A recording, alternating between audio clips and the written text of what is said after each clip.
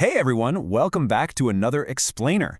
Today, we're completely changing the way you look at your lower legs. Be honest with me for a second. Are you guilty of treating your calf muscles like a total afterthought? You know, just knocking out a quick, half-hearted set at the end of leg day before rushing out of the gym? We've all been there with the universal struggle of stubborn calves. Well, today, we're flipping the script. Based on some absolutely fascinating medical research and biomechanical data, we're going to see how these muscles are actually a critical, unsung engine for human movement, elite athletic performance, and honestly, your lifelong health. But real quick, before we get those calves burning, a brief reminder. This explainer is strictly for educational purposes, okay? Always consult a doctor or a certified physical therapist for your specific medical needs, or before you jump into any new training routines, especially if you're bouncing back from an injury. Okay, let's dive into this. Here's our roadmap for today. We'll start with the calf as a lower body powerhouse, see how it unleashes running performance, and then cover how to safely treat Achillestendinopathy. After that, we'll look at aging and circulation, before finally giving you the exact blueprint for mastering the calf raise. All right, let's get right into Section 1, the lower body powerhouse. Let's establish just how massive the power of the lower leg truly is. Okay, I want to hook you immediately with this number right here, 8 times. That is wild, right? Biomechanical studies, specifically researched by Dorn and colleagues, have actually shown that during the stance phase of running, your soleus muscle generates forces equivalent to up to 8 times your body weight. To put that into perspective, that makes it an absolute powerhouse compared to pretty much any other muscle group in your entire body when you're moving. So to understand how it generates that kind of insane force, we got to look under the hood and break down the anatomy of the calf complex, which is medically known as the triceps surae. It's essentially made up of 2 primary muscles. First up, you have the gastrocnemius. This is a biarticular muscle, meaning it crosses both the knee and the ankle joints. It's packed with fast twitch fibers designed for rapid, explosive movements, and you target this guy by doing calf raises with a straight knee. Second, you have the hidden workhorse, the soleus. This one's monoarticular, so it only crosses the ankle joint. It's built predominantly of slow twitch fibers for endurance and incredibly high force production. And because it doesn't cross the knee, you have to isolate and target the soleus by doing bent knee calf raises. And this brilliantly illustrates exactly what we're talking about.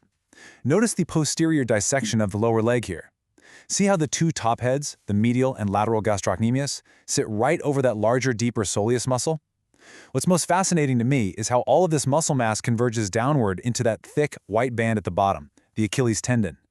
The Achilles is literally the thickest and strongest tendon in the entire human body, and it acts as the direct bridge transferring all that immense calf power straight down into your heel bone. Moving right along to Section 2, Unleashing Athletic Running Performance. Let's see how this incredible anatomical structure directly translates into speed and efficiency for athletes. You know, we tend to think that our muscles are doing all the heavy lifting and moving when we run, but biomechanical research actually busts that myth wide open. As this quote from the source material highlights, a significant portion of the work during high-velocity running actually comes from elastic tissues, primarily your tendons. The muscles themselves are acting in a near isometric manner. Let's break down exactly what that means in practice. So, during a runner's stride, your calf muscles don't actually change length all that much. They contract near isometrically. Basically, they become super rigid. By locking in place like that, they act as a heavy-duty anchor. So as your ankle bends forward, that rigid anchor forces the Achilles tendon to stretch out like a giant, heavy resistance band.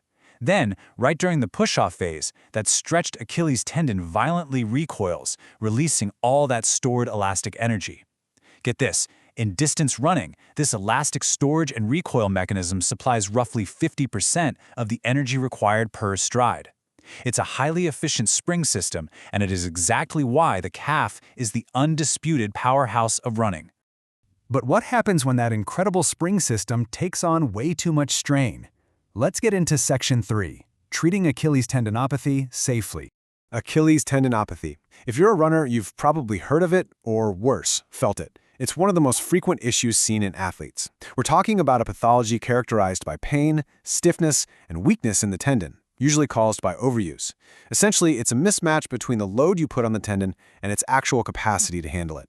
When injured, the tendon loses strength and can get pretty swollen. Interestingly enough, complete rest doesn't fix it. Medical studies actually show that the most effective treatment is heavy, slow resistance loading, which stimulates collagen synthesis to heal the tendon. Now, what's really interesting about this slide is how the clinical approach to this rehab has totally evolved. For a long time, the absolute gold standard was the eccentric-only method, also known as the Elfridson protocol. You'd lift up with two legs and then slowly lower down with just the injured leg. But recent clinical commentary shows this often overworks the tendon, leading to painful flare-ups, and it completely neglects the concentric, or the lifting, strength of the muscle. Today, the preferred method is the eccentric biased calf raise. You go 3 seconds up and 3 seconds down. This perfectly balances the lifting and lowering strength, safely promotes tendon healing, and significantly cuts down the risk of aggravating the injury. All right, shifting gears a bit. This isn't just for elite athletes. Section 4, Aging and Blood Circulation. I want you to think of your calf muscles as literally a secondary heart for your lower body. Targeted calf exercises act as a powerful pump, significantly improving local blood circulation.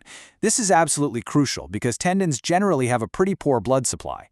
Better circulation delivers vital nutrients to the tissue and flushes out waste, which aids in overall heart health and vascular efficiency. Plus, as we age, our tendons naturally lose their stiffness and elasticity. Loading the calves helps maintain that crucial tendon stiffness, keeping you mobile and reducing the risk of falls. And for older adults, seated variations using resistance bands or machines offer a completely safe, controlled way to get these exact adaptations without having to test your balance. So, we know the anatomy, the biomechanics, and the clinical benefits. Finally, Section 5, Mastering the Calf Raise. Let's put this evidence right into action. So the crucial point is execution. Just bouncing up and down quickly on a flat floor, that will not give you the benefits we've been talking about. To actually stimulate adaptation in the triceps surae and the Achilles, you need to follow these 4 evidence-based steps. Step 1, ensure heavy intensity. You should be using loads that make 6 to 12 reps feel genuinely challenging, taking you close to failure. Step 2, control the tempo. Stick to that gold standard 3 seconds up, 3 seconds down rule. Seriously, no bouncing. Step 3, maximize your range of motion. Perform these on a step or a deficit so you get a really deep stretch at the bottom and a rock-hard contraction at the top. And step 4, vary the angles. You absolutely must incorporate straight knee raises to hit the gastrocnemius and bent knee raises to build up that massive soleus muscle. So, knowing the immense power of the soleus and the gastrocnemius, it becomes pretty crystal clear that it's time to stop treating your calves as an afterthought. Knowing how they protect your joints, power your running, and act as a literal second heart for your body, are you finally ready to reconsider your leg day routine and train them like the true structural powerhouses they are? If you found this deep dive into human biomechanics and health as fascinating as I did, please make sure to subscribe to our channel for more explainers just like this. We'd love to hear your feedback in the comments, and definitely let us know exactly what muscle group or topic we should break down next. Until next time, stay strong, keep learning, and I'll see you on the next one.